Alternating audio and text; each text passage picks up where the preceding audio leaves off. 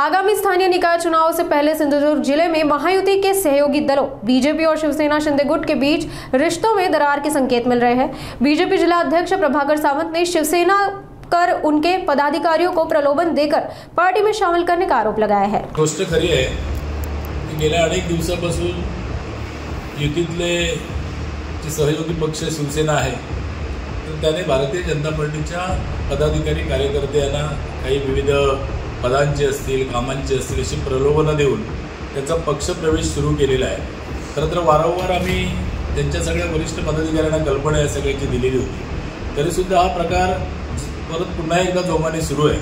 आणि म्हणून कालच मी आमच्या सगळ्याच कार्यकर्त्यांचा एक दबाव या सगळ्या अनुषंगाने आहे आणि त्यामुळे मी आमचे प्रदेशाध्यक्ष रवींद्रजी चव्हाण आणि माननीय मुख्यमंत्री देवेंद्रजी फडणवीस या दोघांनाही एक सविस्तर पत्र लिहून सिंधुदुर्ग जिल्ह्यात हे जे काही चाललेलं आहे महायुतीमध्ये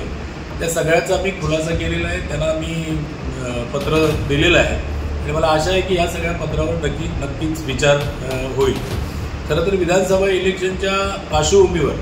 आमचे वरिष्ठ नेते आत्ताचे प्रदेशाध्यक्ष आणि त्यावेळेचे कोकणाचे संपर्क मंत्री सन्माननीय रवींद्रजी चव्हाण साहेब असतील किंवा देवेंद्रजी असतील त्यांनी सिंधुदुर्ग जिल्ह्यातल्या कार्यकर्त्यांना असं सांगितलं होतं की या वेळेला युतीच्या तिन्ही सीट चांगल्या मताधिक्याने तुम्ही सगळ्यांनी निवडून आणा, एकदिलाने काम करा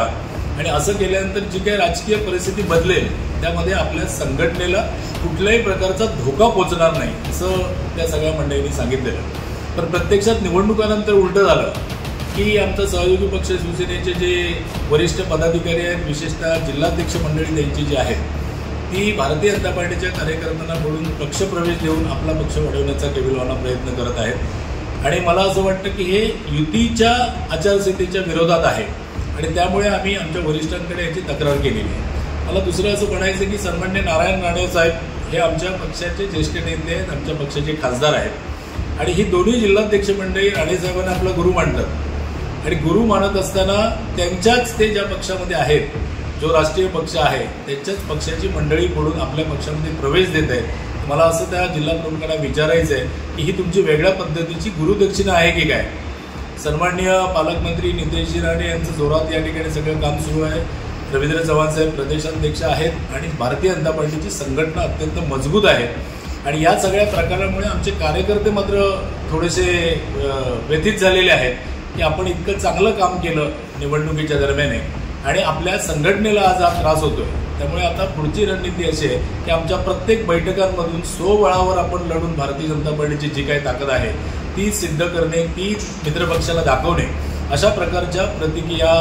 उठायला लागल्या आहेत। अशा प्रकारच्या कार्यकर्त्यांचा आग्रह जोरात आहे आणि त्यामुळे जिल्हाध्यक्ष म्हणून या सगळ्यावर ज्यांच्या शब्दासाठी आम्ही या निवडणुकीमध्ये युतीचं चांगल्या पद्धतीने काम केलं त्या दोन्ही मान्यवरांना सन्माननीय प्रदेशाध्यक्ष असतील किंवा सन्माननीय मुख्यमंत्री असतील त्या दोघांनाही पत्राद्वारे ही सगळी वस्तुस्थिती कळवलेली आहे आणि मला आशा आहे की या सगळ्या विषयामध्ये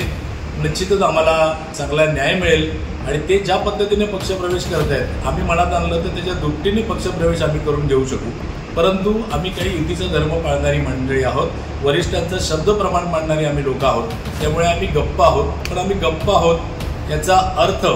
आम्ही यापुढे स्वस्थ बसू असा कोणी कृपया घेऊ नये।